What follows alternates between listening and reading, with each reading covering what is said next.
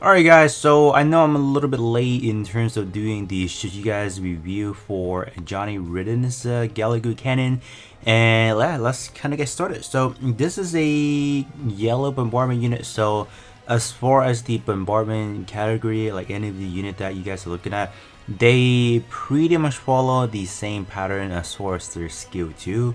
They're pretty much set in stone in terms of what they can do. So moving forward, you will see similar trends, and power crab is definitely going to play into a factor as far as how much they can magnify the skill 2. Skill 1 for any of these units, they tend to give it is unique twist in a way, trying to make them its own characteristic in terms of what they can do. As far as Johnny Ridden's Gelgoog Cannon for skill 1 specifically, it gives you a massive damage boost at the beginning of the battle for the first 20 seconds. So this is definitely catered towards any event that are like, is more suitable for like a short form content, because you can maximize the damage as much as you want to.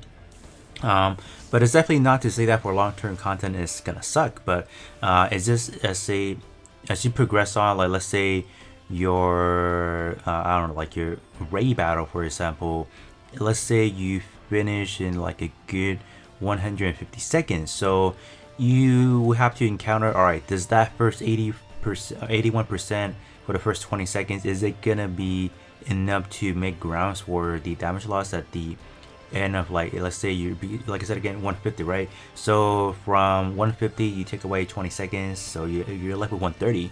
So within that 130 seconds, like, am I able to even out the damage from this unit?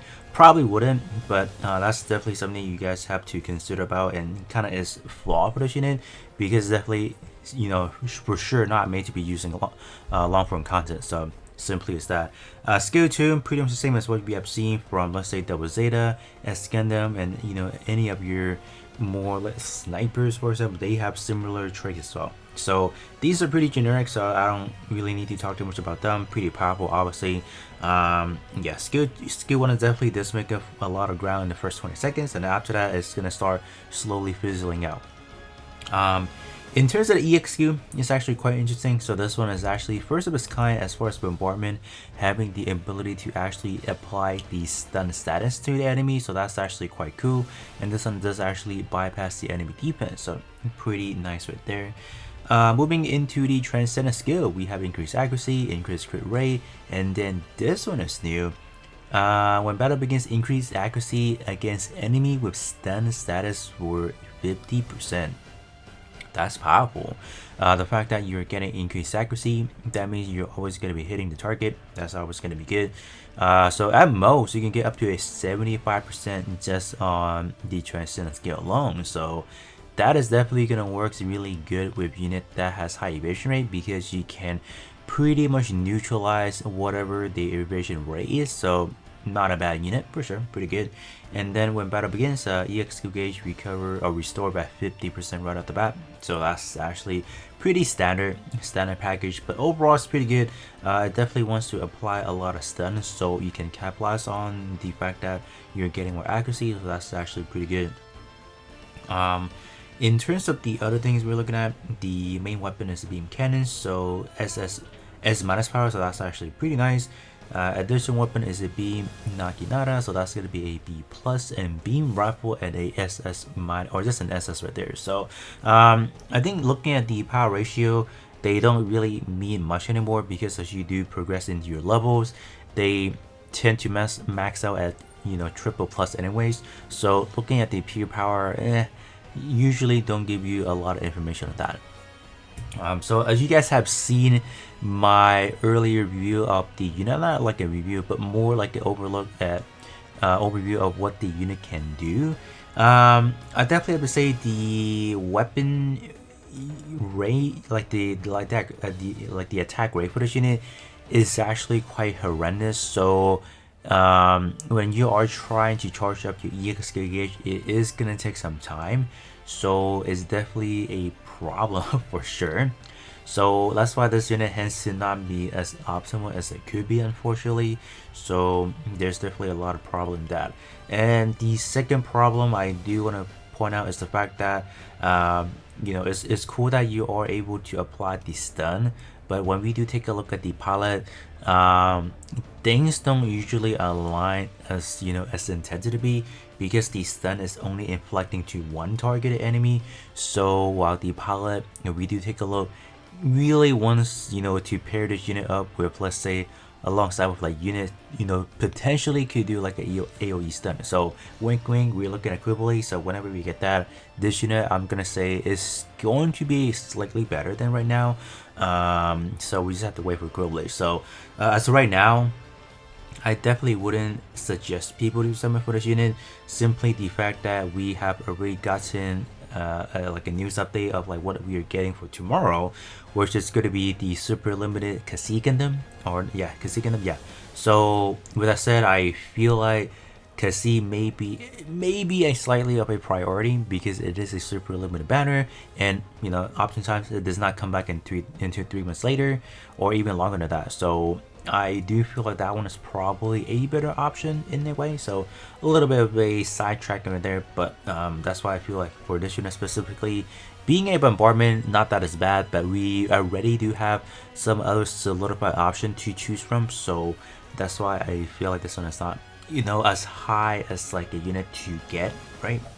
But taking a look at Johnny Ridden himself, this is actually quite an interesting pilot to be taking a look at. The first skill is quite hot. You're getting up to 128% range sense for 30 seconds. So like I said again, they give you a really high percentage, and then you just have to see, alright, at the end of the day, does that massive increase solidifies you, or, you know, does it outweigh the fact that longer content wise, you know, as your damage, you know, fills out, does it break even in a way? That's what we want, right? Most of the time it should, if your content wise is not really long. Like this is still really good for, let's say, clan battle, because of the fact that you're getting this massive boost and you don't really have a lot of timer to elapse anyways. So maybe you're missing a good 40 seconds or 30 seconds, is not really gonna hurt you by that much because of the fact that you're getting a massive increase percentage. So yeah, for clan battle wise, it's going to be hot, right? When we are taking a look at the second effects, we are for the first 30 seconds, you're increasing accuracy. So this unit at, let's say, max output, like max performance, you're getting over 100% evasion rate, so, or not evasion, accuracy. So for sure, all right, for sure you're gonna land a hit, for sure, right? So that's really important, all right, pretty good. And then let's go to what are we looking at? So for red mobile suits, whenever an enemy is defeated for 10 seconds, increase accuracy by 51%, up stacking up to 2 times. So that's actually pretty good. So this is definitely screaming use me in, like, you know, situation where there's multiple enemy.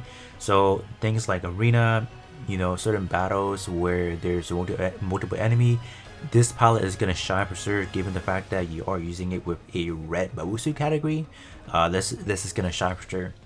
And then mobile suit category is Gelgoog type. When battle begins, increase range sense against enemy with stun status by 54%, 154. Holy, that, yeah. That's why I was saying, if you're using this Gelgoog Cannon, you better have a unit in your team that can, let's say, do mass AoE stun, because how often could you actually pinpoint a target to really focus on and apply the stun? Probably not in a continent where there's multiple enemy. It's gonna be really hard. And if you're trying to maximize the palette, I think the best possible way is to pair this up with Quibbly, because Quibbly is the only, I want to say, is it the only unit that can apply AoE stun? Probably not, because I'm probably not remembering some other unit that has AoE stun, but something global will eventually get sooner or later. I think right now is definitely underperforming, or at least you cannot really maximize what the palette could do. But I feel like if you are talking about stunning and trying to get that 154 percentage, I think it's gonna work exceptionally well in, let's say, I don't know, like a boss situation, like your clan boss, because there's only one. And raid boss works as well because there's only one boss. So in theory, pulling out that 154% is not even that hard because you can run multiple stunners like your Zaku's, like your Kasatria, and some other unit to apply that stun, and you're good because they probably activate EX skill not according to not accordingly, so you can have them spread out their stun, and you can probably benefit off a lot on that.